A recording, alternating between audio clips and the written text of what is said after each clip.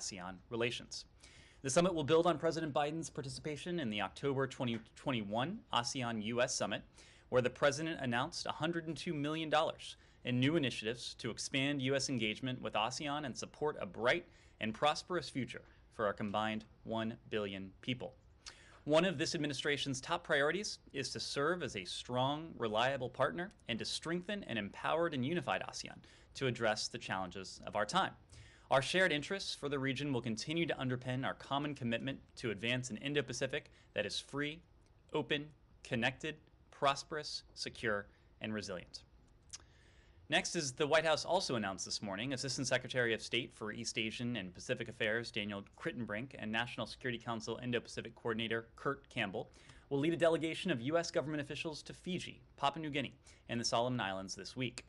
Building on Secretary Blinken's February 2022 visit to the region, the delegation will reaffirm the U.S. commitment to a free and open Indo-Pacific as we work together to tackle the most significant global challenges of the 21st century, including combating the climate crisis and ending the acute phase of the COVID-19 pandemic. The interagency delegation will also hold consultations with regional partners at the headquarters of U.S. Indo-Pacific Command, or Indo-PACOM, in Honolulu, Hawaii. And finally, today, the U.S. Department of State's Bureau of Educational and Cultural Affairs is launching an online partnership with the Google Arts and Culture platform to showcase the Cultural Heritage Center's work to protect and preserve cultural heritage around the world. The partnership launches today in celebration of World Heritage Day. The Cultural Heritage Center's first exhibition on the U.S. platform features the U.S. Ambassadors Fund for Cultural Preservation Program. Visitors can virtually tour multiple AFCP sites, such as Chanquillo in Peru, the earliest known astronomical observatory in the Americas, or Wat Chawat Tanram, a 17th century Buddhist temple in Thailand. The State Department works with international partners to preserve heritage and protect culturally important sites, objects, and practices. This community engagement spurs economic development, cultivates respect for cultural diversity, and further promotes U.S. foreign policy objectives. Since 2001, the U.S. Ambassadors Fund has worked with partners in over 130 countries to protect and preserve cultural heritage through more than 1,100 preservation projects. So, with all that at the top, happy to take your questions. Sean, welcome back again. Thank you, thanks. Perhaps starting in Ukraine, the situation in Lviv, 77 people were killed. Russia is saying that it was targeting arms there. Do you have any assessment about what the Russian aim was about what the effects were there? Well, I would in large part refer you to our Ukrainian partners and our Department of Defense to speak to Russia's military activity. I know that our Department of Defense has said as of this morning that many of the Russian strikes we've seen in recent days have targeted military installations, military adjacent installations. But the fact is that Russia, more than just launching an invasion, more than just launching a war, is undertaking a campaign of terror, a campaign of brutality, a campaign of despicable aggression against the people of Ukraine. And so when it comes to what we've seen in recent hours in terms of the strikes against Lviv, in terms of the strikes in the outskirts of Kyiv, or what we've seen in towns like Mariupol, towns like Kharkiv, what we've witnessed in Bucha, these are clear indications, they are a clear testament to the campaign of brutality, the campaign of terror that the Russians are waging against the people of Ukraine. I wonder, just to follow up on that, those attacks on Kyiv and Lviv, do you see that as a kind of setback for these? It seemed like things had been improving in that part of the country, and a lot of Ukrainians were crossing the border the other way.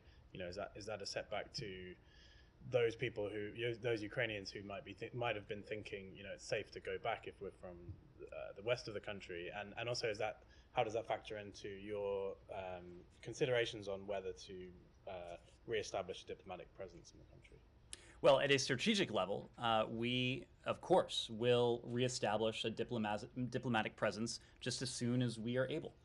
When it comes to our calculus, you know that we have a high priority on the safety and security, the welfare the well-being of American diplomats and our colleagues who are serving around the world. So we are continuing to assess the security situation, and when the security situation allows it, and not a second later, I can assure you that we will have a reestablished diplomatic presence on the ground in Ukraine. In the meantime, I wouldn't want to offer the misimpression that the lack of a formal diplomatic presence, the lack of a diplomatic team on the ground, has in any way encumbered our ability to coordinate, to consult with our Ukrainian partners. We do that as a matter of course. As you know, we have a team, a diplomatic team stationed across the border in Poland. They have been engaging regularly with their Ukrainian counterparts at the highest levels. We have been engaging regularly with our diplomatic counterparts over the phone and even in person. President Biden spoke to President Zelensky last week. Secretary Blinken spoke to Foreign Minister Kuleba last week. And as you know, Secretary Blinken has had recent opportunities to meet with Foreign Minister Kuleba in person. We did so in Brussels on the margins of the NATO ministerial just the other week. We did so just before that in Warsaw when Secretary Blinken accompanied the president, and he and Secretary Austin did a 2+2 with their Ukrainian counterparts. We did so just before that when we met with Foreign Minister Kuleba just inside Ukrainian territory along the Polish-Ukrainian border. So even as we don't have a diplomatic presence on the ground at the moment, we are continuing to work closely with our Ukrainian counterparts to hear precisely what they need to determine how best we can continue to support them in terms of our security assistance, in terms of our humanitarian assistance, in terms of our economic support, and as we coordinate with 30 countries across 4 continents to hold the Russian Federation to account for this war of choice. Yes? Thank you. I have a question on North Korea and China and Ukraine. North Korea testified the new tactical guided weapons yesterday. What is the U.S. reactions on that? Second one, Ukraine President Zelensky is reported to have asked President Biden to designate Russia as a state sponsor of terrorism. Will the U.S. accept this? So I will follow next. Let me start with that question just because it's adjacent to Simon's question. As I mentioned just a moment ago, we have worked with some 30 countries across 4 continents to impose unprecedented costs on the Russian Federation with our economic sanctions, other economic measures, including our export control measures. We are going to look at all potential options that are available to us under the law, options that would be effective in holding Russia to account. And if a tool is available and effective, we won't hesitate to use it. When it comes to the DPRK's most recent provocations, I know that the Department of Defense issued a statement on this. They noted that the department was aware of the DPRK's statement, that they conducted a test of a long-range artillery system. As you know, we're closely monitoring the situation on the Korean Peninsula, and we have warned of the possibility of additional potential provocations from the DPRK. It just so happens that our special envoy for the DPRK is currently in Seoul. He had a series of meetings in Seoul earlier today. He spoke publicly as well to make the point that his engagement with our ROK allies showcases the coordination and underscores our rock-solid commitment to the region. Ambassador Sung Kim went on to say that we're determined to protect the security of the United States and that of our allies, the ROK and Japan. And he noted that our goal continues to be the complete denuclearization of the Korean Peninsula. Sung Kim, Deputy Secretary Sherman, Secretary Blinken have engaged regularly, bilaterally, with our ROK counterparts, bilaterally with our Japanese allies, trilaterally with our ROK and Japanese allies together. We have, in all of those engagements, sought to make very clear to the DPRK that the door to diplomacy is not closed, that it does remain open, but that the DPRK needs to cease its destabilizing actions and instead choose the path of engagement, something it has not yet done. We are willing to listen to the full range of the DPRK's concerns, but this can only happen through dialogue, and the DPRK has not yet given any concrete indications that it is open to this dialogue. They have done this notwithstanding the fact that we've made clear on many occasions, including right here, that we harbor no hostile intent towards the DPRK. And we've also made clear that we are willing to meet without preconditions to engage in this dialogue. Unfortunately, it is the DPRK that has failed to respond to our invitations, and instead, they have engaged in this series of provocations, including the ICBM launches in recent weeks. We have worked with our allies in the region, we've worked with our allies well beyond the region, and we've worked in the UN context to make clear our condemnation of these recent ballistic missile tests, each of which was in violation of multiple UN Security Council resolutions. These launches, these tests, have demonstrated that the DPRK continues to prioritize its WMD and ballistic missile programs at the expense of regional and international security. And in response to these provocations, in whole and in part, we have taken a series of diplomatic, economic, and military measures. We've detailed them in some depth, both from here and throughout this administration. Our actions are intended to make clear to the DPRK that its escalatory behavior has consequences. Those consequences will continue as long as the DPRK continues with its provocations. The last occasions, China is a special representative for North Korea's nuclear program, opposed additional UN Security Council sanctions on North Korea, and retaliated that the US and North Korea should resume early dialogue.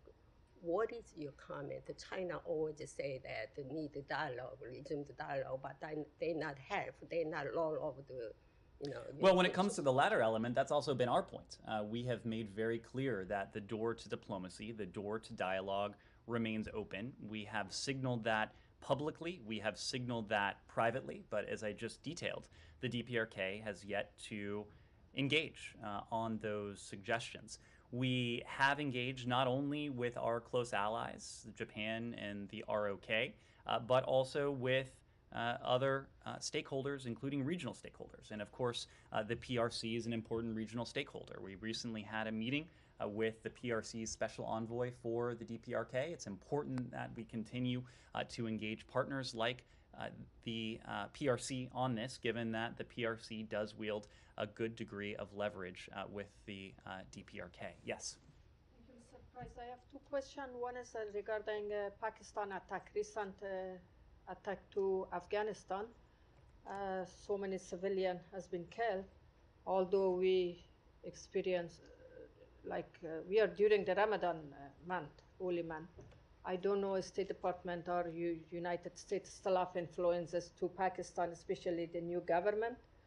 What can the United States do to bring pressure to Pakistan regime to change their policy toward Afghanistan? And the second question about the SIV visa holder, the people who approved already, but they said we don't want our kids in Afghanistan to be with the Taliban and come to the United States. So on your first question, we're aware of the reports of Pakistani airstrikes in Afghanistan, but we refer you to the Pakistani government for comment. We view Pakistan as an important stakeholder, an important partner with whom we are engaging and have engaged as we work together to bring about an Afghanistan that is more stable, is more secure, is more prosperous, and importantly, an Afghanistan that respects the basic and fundamental rights of its people, all of its people, including its minorities, its women, its girls. For almost 75 years, our relationship with Pakistan has been a vital one. We look forward to continuing that work with the new government in Pakistan across regional and international issues. This is work that has the potential to promote peace and prosperity in Pakistan and throughout the region. We've already congratulated the new Pakistani Prime Minister, Shehbaz Sharif, on his election, and we look forward to working closely with his government. When it comes to the SIV program, we've spoken to this in some length, but of course, in addition to U.S. citizens, lawful permanent residents, we are prioritizing the relocation for those who have partnered with the United States over the course of the last 20 years. And SIV holders are certainly in that category. The SIV program is actually not a program that we ourselves designed or we ourselves formulated. If we had, there would probably be some differences, and we've talked about the rather cumbersome process when it comes to the SIV program, more than a dozen steps involving different agencies within the U.S. government that ladders up to the application and ultimately the selection of SIV applicants. So under the law, and this was a program that was designed by Congress, there are certain dependents who are able to travel and to relocate with an SIV holder. And so we are required to follow the law, and that does not afford us flexibility in terms of family members that might be able to travel with the SIV holder. The law clearly stipulates that it's a spouse and adult children under the age of, and children under the age of 21, as I recall. Sean, let me move around a little bit, actually. Yes, sir. From Azerbaijan, Real TV, Natiknail I have two questions. Russia and France removed their co-chairs from the OSCE Minsk group. When will the US do the same? And generally, what will be the fate of the Minsk group? Second question, how can the United States contribute to the signing of peace agreement between Azerbaijan and Armenia? Well, we spoke about this a bit last week, and Secretary Blinken had an opportunity to speak respectively with the leaders of Armenia and Azerbaijan a couple weeks ago now. But we remain committed to promoting a peaceful, democratic, and prosperous future for the South Caucasus region. We urge Armenia and Azerbaijan to continue to intensify their diplomatic engagement and to make use of existing mechanisms for direct engagement to find comprehensive solutions to all outstanding issues related to or resulting from the Nagorno-Karabakh conflict, and to normalize their relations through the conclusion of a comprehensive peace agreement. When it comes to our role, we do remain ready to assist Armenia and Azerbaijan with these efforts, including in our capacity as a co-chair of the OSCE Minsk group. And so when we talk about existing mechanisms, of course, the OSCE's Minsk group is part of that. Yes, sure.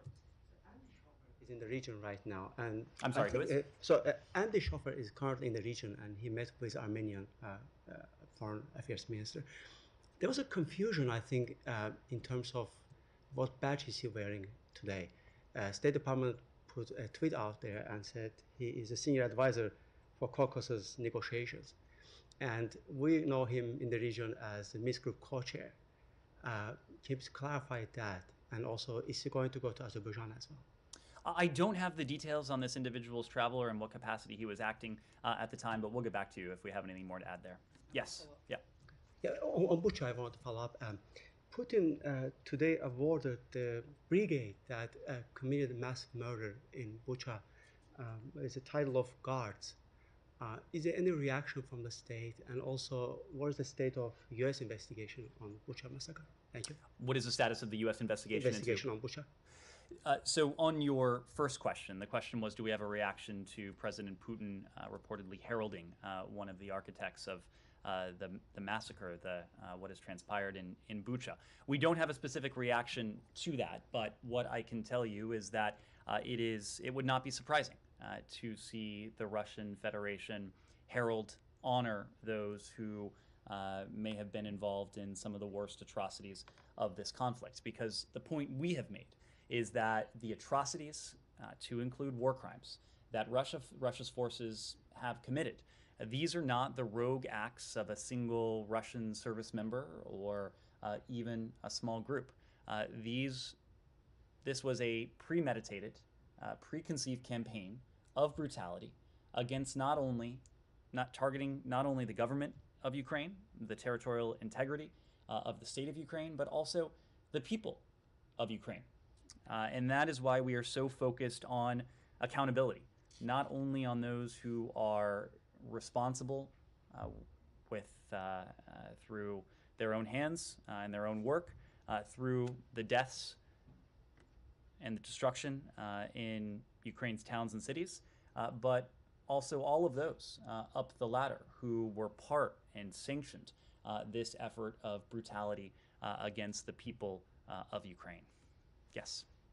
Thank you, Ned. Last week, the CIA director called China a silent partner in Putin's war of aggression in Ukraine. Is the U.S. giving any consideration to increasing the nature of its diplomatic pressure on China, changing its tactics in order to bring the Chinese around to ending their tacit support for Russia?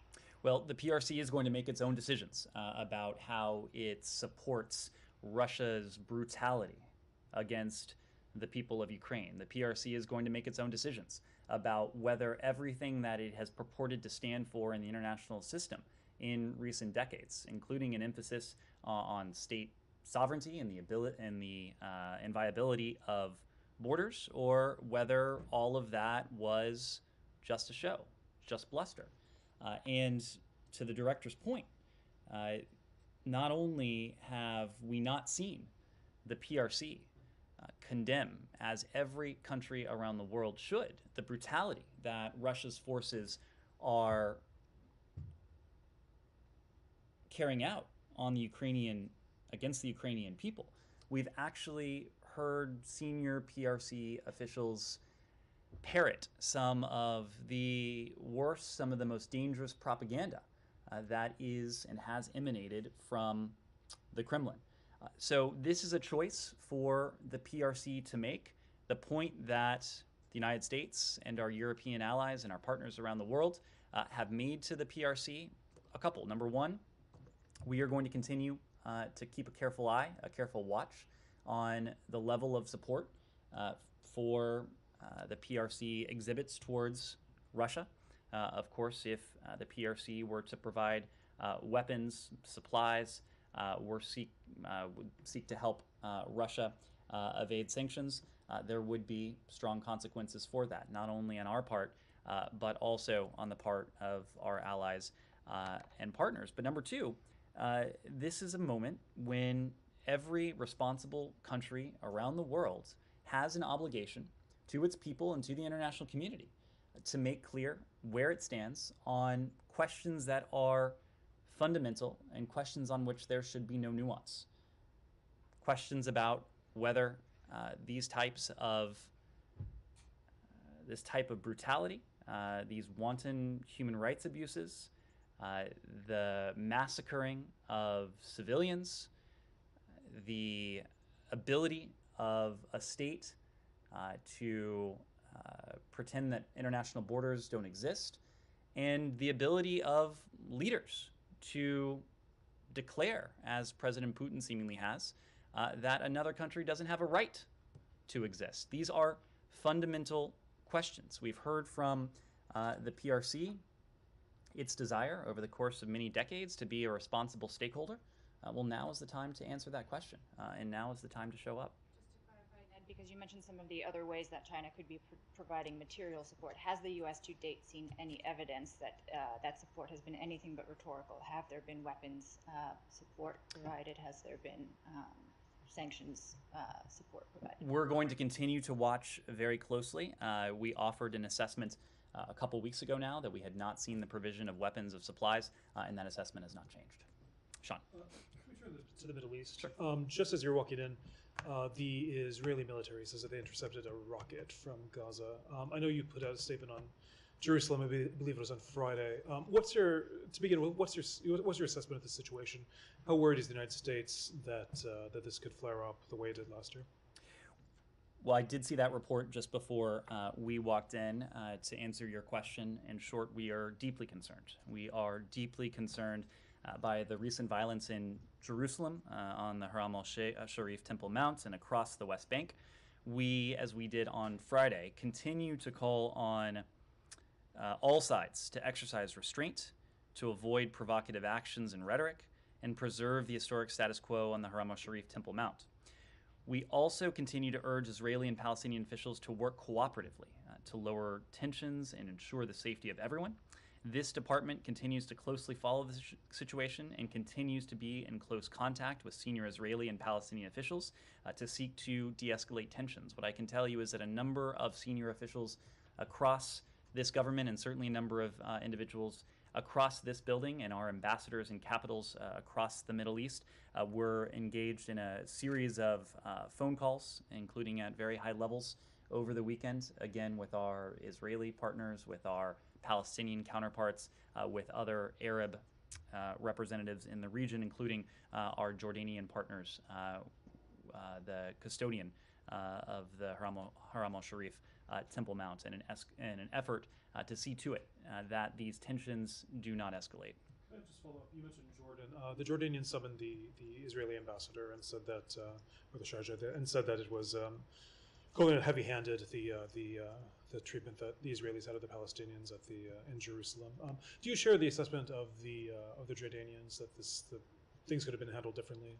I'm not in a position to offer a detailed assessment of operations on the Temple Mount Haram al-Sharif. What I can say is that we have urged all sides to preserve the historic status quo on the Haram al-Sharif Temple Mount, both in word and in practice, and to avoid steps that may be provocative and that may seek to, or that may inflame tensions even further. If nobody has a follow-up on that specifically. Anything else on this specifically? Okay. Iran? Sure. Your counterpart in Tehran said today that the United States is behind the holdup in coming to a revival of the JCPOA, a re-entry of the United States into the JCPOA. Do you have any response, directly or indirectly, to that? Do you agree with the assessment that it's the U.S. that's holding up restoring this? We have said this consistently since the beginning. We are prepared to return. We are prepared for a full return to JCPOA. Excuse me. We are prepared for a return to full JCPOA implementation. We are also prepared for broader diplomatic efforts to resolve issues outside of the JCPOA and this specific nuclear file. Deputy Secretary General Mora of the EU's External Action Service continues to convey messages and is working to bring these negotiations to a successful conclusion. We're not going to negotiate in public, but what we can say is that if Iran wants sanctions lifting that goes beyond the JCPOA, they'll need to address concerns of ours that go beyond the JCPOA. If they do not want to use these talks to resolve other bilateral issues, then we are confident we can very quickly reach an understanding on the JCPOA and begin to re-implement the deal itself. It is Iran that needs to make this decision. Any party, everyone who has been directly engaged in these talks, knows which side has put constructive proposals on the table, knows which side has negotiated and engaged in good faith, and knows which side has not. Can I just follow up on the Revolutionary Guards issue? I know you said you're not going to negotiate publicly, but is this something in which the United States has made a firm decision on the FTO status? Again, we're not going to negotiate in public. The Iranians know where we stand on the various issues at play. They also know that we are seeking a mutual return to compliance with the JCPOA. If they want to negotiate issues that fall outside the purview of the JCPOA, then we'll do that, but they will need to negotiate those issues in good faith with reciprocity. Yes? Following up on Sean's questions, your Iranian counterpart also said that the environment or atmosphere of the talks, quote unquote, is not negative.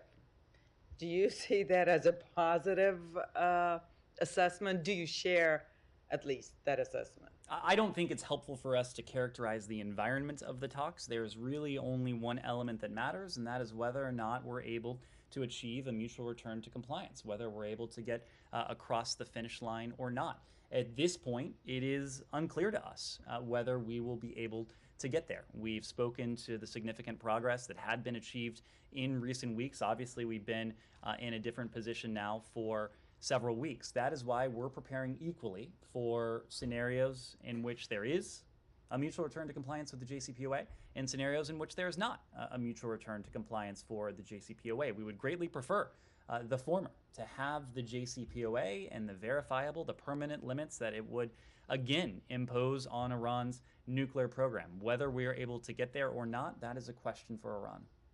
One question on the Iranian president's comment today. He threatened Israel, and he said that if Israel makes a move against Iran, that it would retaliate. Any comments on that? Well, Iran, we know, is the world's leading state sponsor of terrorism. Its support for terrorism threatens international security and our partners throughout the region and elsewhere. Of course, that includes Israel. This administration's commitment to Israel's security is sacrosanct. We have demonstrated that in a number of ways. And in cooperation with our allies and regional partners, including Israel, we will use every appropriate tool to confront the IRGC's destabilizing role in the region, including working closely with our partners in Israel. Yes. Two on Ukraine, if I may. The first is on James Hill, the U.S. citizen killed roughly a month ago in Kharkiv. His family says his remains are in Brussels and they've not been notified when they will be returned to the U.S. Is the State Department aware of this? Are they helping? What kind of assistance is being provided to them, including the return of his remains? So I'm not able to comment on specific cases, but I can tell you that our Bureau of Consular Affairs routinely and regularly interacts with Americans, with their families, including cases of illness or, unfortunately, cases of death. But I just don't have any additional details on this. Secondly, can you please provide the latest on the State Department's role in planning for a senior-level visit to Ukraine, and how have the recent strikes in Lviv and Kiev affected that planning process?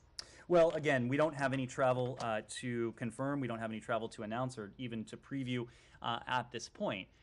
But the fact remains that our coordination and our consultation with our Ukrainian partners and our European allies, as well as partners and allies around the world, remains ongoing. It is continuous. It is daily. And what I can say is that tomorrow, in fact, you will see Deputy Secretary of State Wendy Sherman travel to Brussels. She'll be there from April 19th to April 22nd.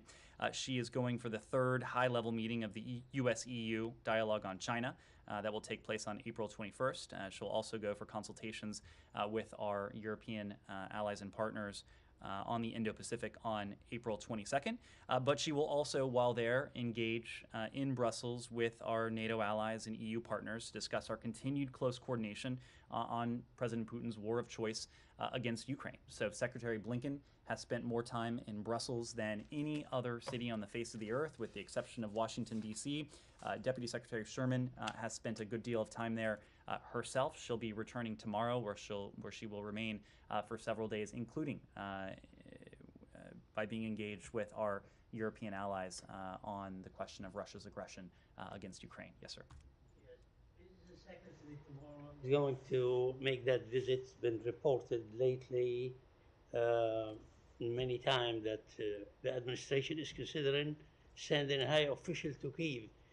Is it in the book? And if not, why?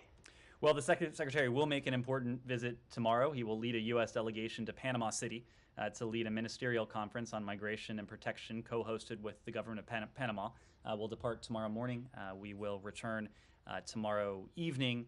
While in Panama, our delegation will join senior representatives from more than 20 other countries in the Western Hemisphere at the ministerial conference. Secretary Mayorkas of the Department of Homeland Security will be in attendance and helping to co-host this as well. This is part of our effort with countries from across the region in recognition of our shared responsibility to address forced displacement and to manage irregular migration. And as we've discussed since the beginning of this administration, our migration management strategy is a regional one, addressing the root causes, the drivers of migration from within the region. This will be an important follow-on to the discussions we had in Colombia last October, an important follow-on to discussions we had in Costa Rica last year, as well as we develop and implement with our partners in the region this migration management strategy. Sir. I mentioned a visit to Kiev, to Ukraine. It's been reported lately that you're considering sending a high official to Kiev. Is it? As I've said a number of times already today, we don't have any travel to announce, but we regularly engage with our Ukrainian partners on our diplomacy, on their needs, on the ways we can continue to support the government and the people of Ukraine. Yes. Turkish Foreign Minister Mevlut Çavuşoğlu will pay a visit to the United States on May 18. What will be the main issues in the discussions? Can Turkey be part of the F-35 program again? Well, Turkey, of course, is an important NATO ally. We've had many occasions in recent weeks to consult with our Turkish allies, including with Foreign Minister Çavuşoğlu. Secretary Blinken regularly discusses a range of issues with him, including, of course, Turkey's important role in holding Russia to account for its war against the people, the government, the state of Ukraine. I imagine this upcoming opportunity would be an important element as part of that. But together as NATO allies and important bilateral partners, there are a range of shared interests that we have with our Turkish partners. So this is still a ways away, but I imagine there will be a very full agenda. When it comes to the F-35 program, we've made our concerns with Turkey's possession of the S-400 system very clear. We do not believe the S-400 system is consistent with the F-35 program. Yes?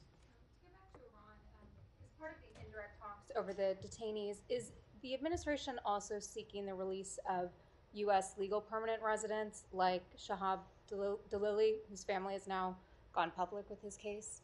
We have a number of concerns with the Iranian regime. At the top of that list, of course, is its nuclear program and the challenge that its nuclear program, which has been able to gallop forward since 2018, poses to regional and international peace and security. But beyond that, of course, we are focused on the release of U.S. citizens. And there are 4 U.S. citizens who remain unjustly detained in Iran. We are continuing to do everything we can to see to it that these individuals are returned to their families just as soon as is possible. There may be other cases that we're prioritizing as well, but in the first instance, we're always going to prioritize the safety, the security, the welfare, the well-being of American citizens, of U.S. citizens. Yes? And just to stay in the region, is the U.S. concerned by reports that 4 Uighur Muslims held in Saudi Arabia risk deportation to China, and has this been discussed with Saudi counterparts? Across the world, we advocate against the involuntary return of predominantly Muslim Uyghurs and members of other ethnic and religious minority groups to the PRC. We know that if returned, these individuals are at risk of detention, potentially even torture. We will continue to urge partners to abide by their obligations under international law, including non-refoulement, and not return individuals from vulnerable populations to the PRC where they face genocide and crimes against humanity. John? Any comment on reports that Saudi Arabia pushed Yemen's elected president to step aside?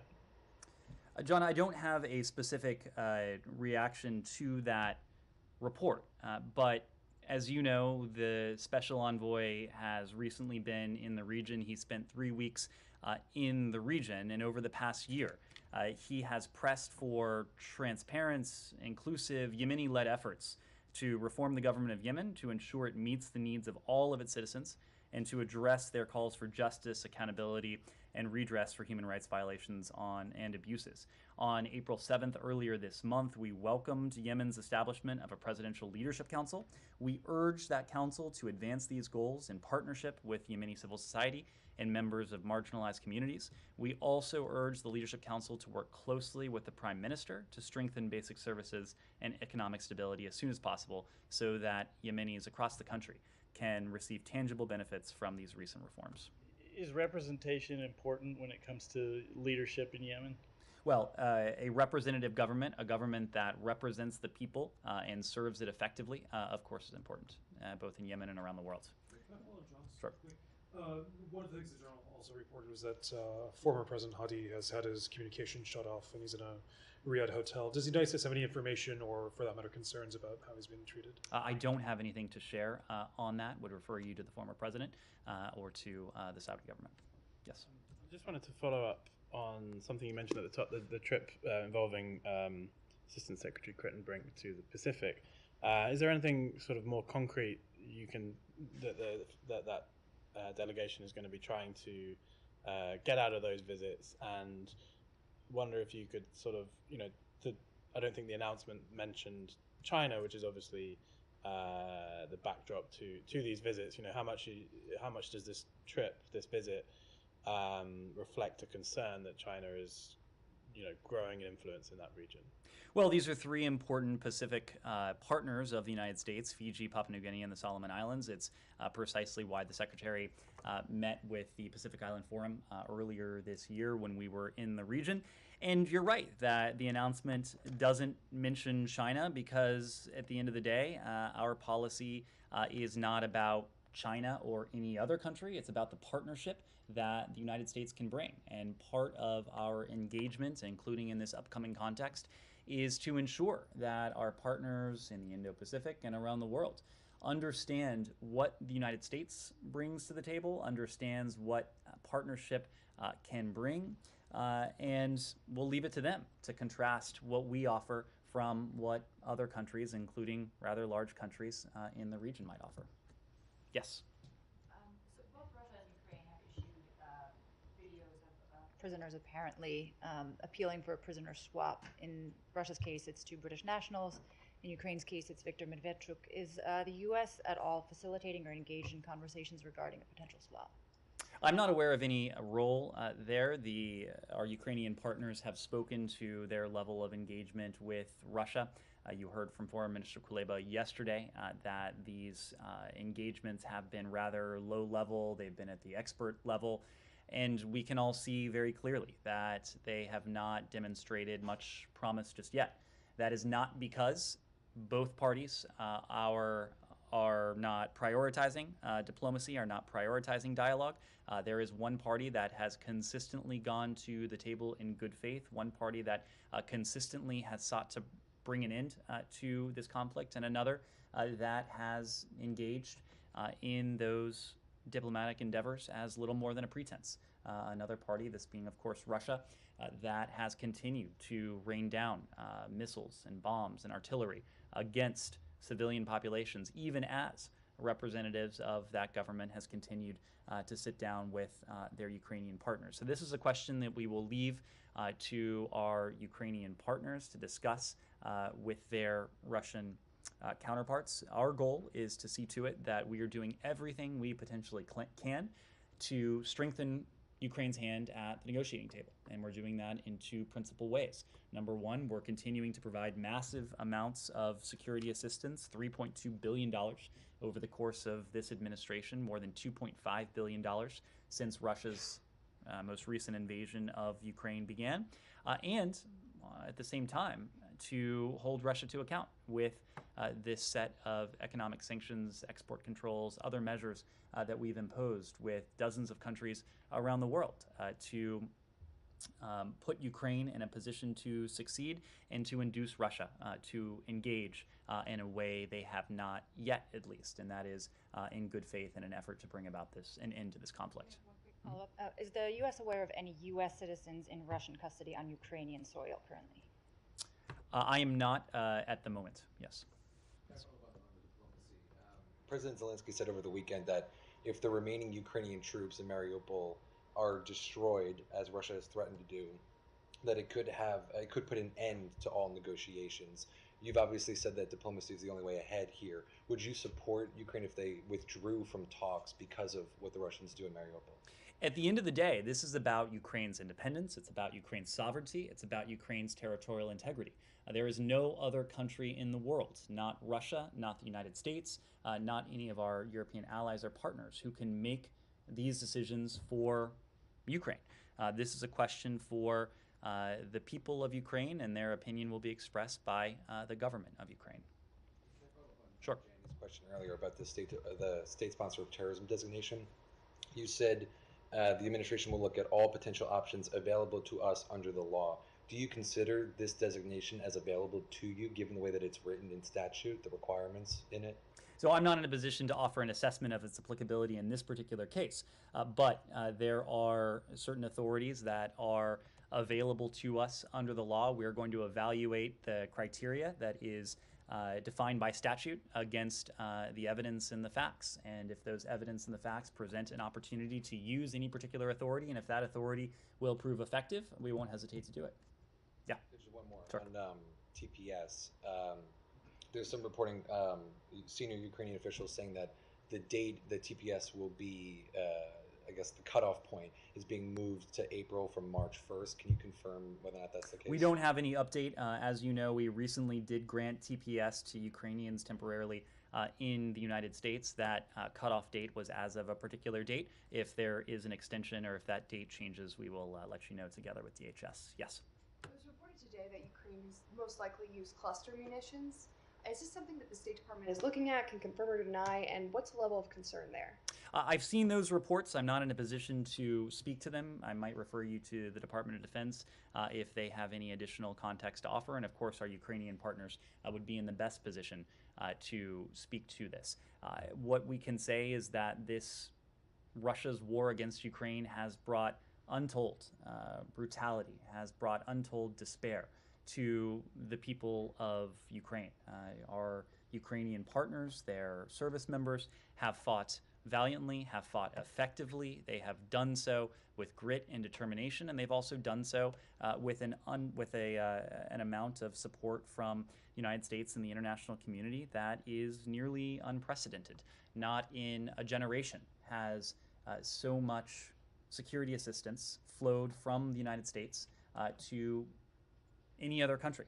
And that is because our support to our Ukrainian partners is ironclad, it is unwavering. We'll continue to provide them with what they need to effectively take on the challenge from Russia, Russia's service members, and Russia's aggression. But I just don't have anything for you on that particular report. Yes?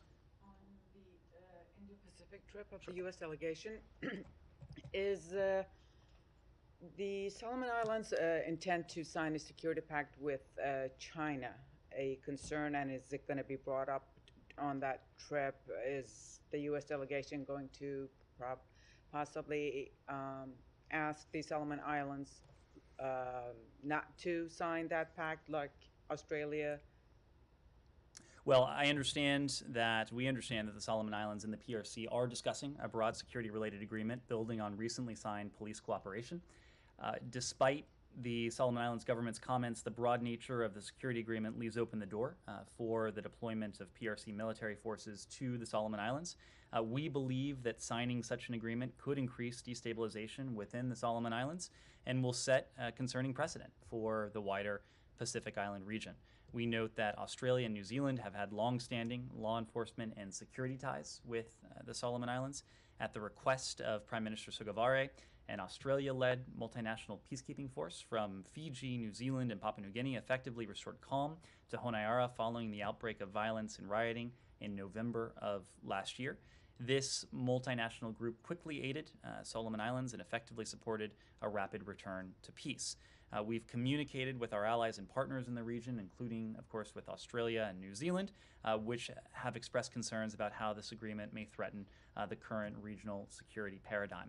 Part of the task of the upcoming visit will be to share perspectives, to share interests, to share concerns, and I do expect the full range of all of those will be on the docket. And as you know, earlier this year, we also did announce our intent to reestablish an embassy in Honiara on the Solomon Islands as part of that show of engagement, part of that show of U.S. support for the Solomon Islands. And so I do expect when our delegation travels there, they will continue and bring that message with them. Okay, final question? Yes. Yes, on sanctions. EU is planning to issue its next package of sanctions this week. Should we expect the same from Washington this week as well? And also, is there any idea what is right now under review? Any unturned stone that we are considering right now to turn and issue this week against Russia?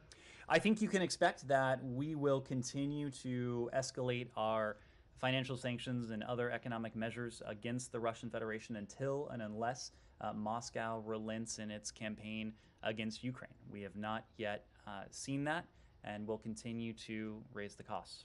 Thank you very much. I'm sorry? I don't have any timing to add. Thank you all very much.